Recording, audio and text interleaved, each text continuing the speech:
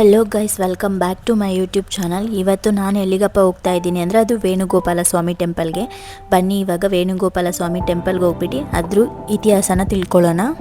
ಈ ದೇವಸ್ಥಾನ ಇದ್ದಿದ್ದು ಕನ್ನಂಬಾಡಿ ಎಂಬ ಊರಿನಲ್ಲಿ. ಹೀಗೆ ಹೋಗ್ಬೇಕಾದ್ರೆ ಬೇಬಿ ಎಂಬ ಹೆಸರಿನ ಊರು ಕೂಡ ಇತ್ತು. KRS ಡ್ಯಾಮು ನಿರ್ಮಾಣ ಆಗೋ ಟೈಮಲ್ಲಿ ಕನ್ನಂಬಾಡಿಯ ಊರಿನಲ್ಲಿರುವಂತಹ ಶ್ರೀ ವೇಣುಗೋಪಾಲ ಸ್ವಾಮಿ ಟೆಂಪಲ್ ಕೂಡ ಈ ನೀರಿನಲ್ಲೇ ಮುಳುಗೋಗ್ಬಿಟ್ಟಿರುತ್ತೆ. ಈ ದೇವಸ್ಥಾನ ಈ ಮುಳುಗೋಗಿದ್ದಂತಹ ದೇವಸ್ಥಾನವನ್ನು ಆಧುನಿಕ ತಂತ್ರಜ್ಞಾನನ ಯೂಸ್ ಮಾಡಿಕೊಂಡು ಮತ್ತೆ ಮೇಲೆತ್ತುವ ಕೆಲಸ ಮಾಡ್ತಾರೆ. ಅದ್ರ ಜೊತೆಗೆ ಸ್ಥಳಾಂತರ ಕೂಡ ಮಾಡ್ತಾರೆ. ಹೋಗ್ಬೇಕಾದ್ರೆ ಈ ವ್ಯೂ ಎಲ್ಲ ಎಷ್ಟು ಚೆನ್ನಾಗಿದೆ ಅಲ್ವಾ. ಇಲ್ಲೆಲ್ಲ ಕೂತ್ಕೊಂಡು ಸನ್ಸೆಟ್ ನೋಡೋದಕ್ಕೆ ತುಂಬ ಚೆನ್ನಾಗಿರುತ್ತೆ. ಮೈಸೂರಿನಿಂದ ಸುಮಾರು 25 ಕಿಲೋಮೀಟರ್ ದೂರದಲ್ಲಿರುವ ಹೊಸ ಕನ್ನಂಬಾಡಿ ಎಂಬ ಊರಿನಲ್ಲಿ ಇವಾಗ ಈ ದೇವಸ್ಥಾನ ಇರುವಂಥದ್ದು. ಈ ದೇವಸ್ಥಾನದಲ್ಲಿ ಶ್ರೀ ವೇಣುಗೋಪಾಲ ಸ್ವಾಮಿಯ ದರ್ಶನ ಮಾಡ್ಬೋದು. ಇದ್ರ ಸುತ್ತ ಬೇರೆ ಬೇರೆ ದೇವರುಗಳ ವಿಗ್ರಹ ಕೂಡ ಇದೆ. ಅಷ್ಟಲಕ್ಷ್ಮಿಯರು, ಸಪ್ತ ನದಿಗಳು ಮತ್ತು ಸಪ್ತ ಋಷಿಗಳ ವಿಗ್ರಹಗಳನ್ನ ನೀವು ನೋಡ್ಬೋದು. ಈ ದೇವಸ್ಥಾನದ ಸುತ್ತ ನವಗ್ರಹಗಳು ಮತ್ತು ದಶಾವತಾರಗಳನ್ನ ಸಹ ನೋಡ್ಬೋದು ನೀವಿಲ್ಲಿ. ಟೋಟಲ್ 46 ವಿಗ್ರಹಗಳು ಈ ದೇವಸ್ಥಾನದಲ್ಲಿದೆ. ಒಳಗಡೆ ವಿಡಿಯೋ ಮಾಡೋದಕ್ಕೆ ಅಲೋ ಇರೋದಿಲ್ಲ. ನೀವು ಈ ದೇವಸ್ಥಾನಕ್ಕೆ ಸನ್ಸೆಟ್ ಆಗೋ ಟೈಮಲ್ಲಿ ಬಂದರೆ ತುಂಬ ಚೆನ್ನಾಗಿ ಕಾಣಿಸುತ್ತೆ. ದೇವಾಲಯದ 3 ಭಾಗದಲ್ಲಿ ಕೂಡ ಸಹ ಕಾವೇರಿಯ ಹಿನ್ನೀರು ಆವರಿಸಿಕೊಂಡಿದೆ. ಈ ದೇವಾಲಯವನ್ನು 17ನೇ ಶತಮಾನದಲ್ಲಿ ಹೊಯ್ಸಳರು ನಿರ್ಮಿಸಿರುವಂತಹ ದೇವಾಲಯವಿದು.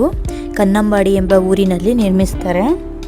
ಮುಂಚೆ ಹೇಳಿರೋ ಹಾಗೆ ಡ್ಯಾಮ್ ನಿರ್ಮಾಣಗೊಂಡಾಗ ಈ ಕನ್ನಂಬಾಡಿ ಎಂಬ ಊರು ಮತ್ತು ಈ ದೇವಾಲಯ ಕೂಡ ನೀರಿನಲ್ಲಿ ಮುಳುಗೋಗಿರುತ್ತೆ. ಆಮೇಲೆ ಸ್ಥಳಾಂತರ ಮಾಡಿ ಹೊಸ ಕನ್ನಂಬಾಡಿ ಎಂಬ ಊರಿಗೆ ಈ ದೇವಸ್ಥಾನವನ್ನು ಸ್ಥಳಾಂತರ ಮಾಡ್ತಾರೆ. ಆವಾಗ ಈ ದೇವಾಲಯ ಉಳ್ಕೊಂಡಿರುವಂಥದ್ದು.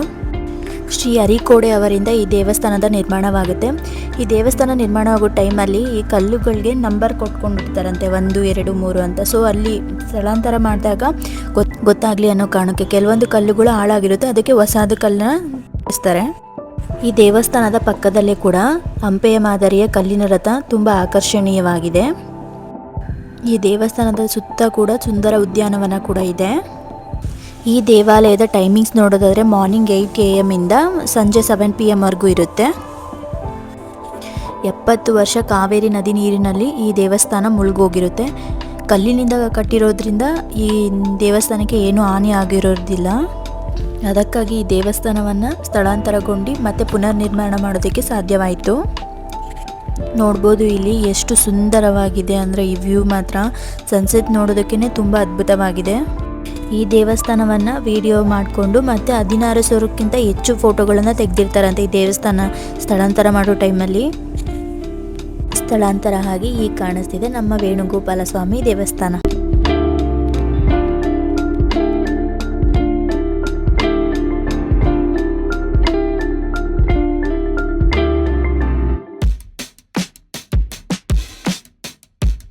ಯಾರೆಲ್ಲ ಈ ಟೆಂಪಲ್ಗೆ ವಿಸಿಟ್ ಮಾಡಿದ್ದೀರಾ ಕಮೆಂಟ್ ಸೆಕ್ಷನಲ್ಲಿ ಕಮೆಂಟ್ ಮಾಡಿ. ಹಾಗೆ ಇನ್ನೂ ಯಾರೆಲ್ಲ ವಿಸಿಟ್ ಮಾಡಬೇಕು ಅಂತ ಅಂದ್ಕೊಂಡಿದ್ದೀರಾ ಅಂತ ಅದನ್ನು ಕಮೆಂಟ್ ಸೆಕ್ಷನಲ್ಲಿ ಕಮೆಂಟ್ ಮಾಡಿ ಅಂತ ಹೇಳ್ತೀನಿ.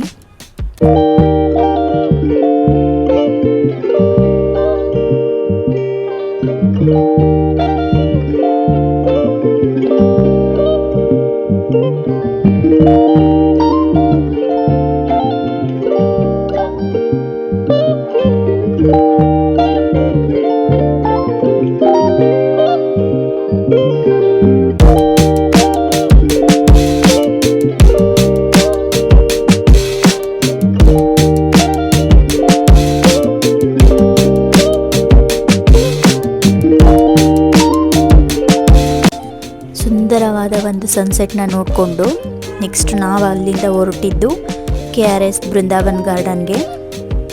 ಈ KRS ಬೃಂದಾವನ್ ಗಾರ್ಡನು ನೆಕ್ಸ್ಟ್ ವೀಡಿಯೋದಲ್ಲಿ ಬರುತ್ತೆ. ನಿಮಗೆ ಈ ಇನ್ಫಾರ್ಮೇಷನ್ ಏನಾದರೂ ಇಷ್ಟ ಆಗಿದರೆ ಪ್ಲೀಸ್ ನನ್ನ ಚಾನಲ್ನ ಸಬ್ಸ್ಕ್ರೈಬ್ ಮಾಡ್ಕೊಳ್ಳಿ. Thank you guys for watching. ಇದೇ ಥರ ಸಪೋರ್ಟ್ ಮಾಡಿ, ಲೈಕ್ ಮಾಡಿ, ಶೇರ್ ಮಾಡಿ ಮತ್ತು ಸಬ್ಸ್ಕ್ರೈಬ್ ಮಾಡಿ. Thank you.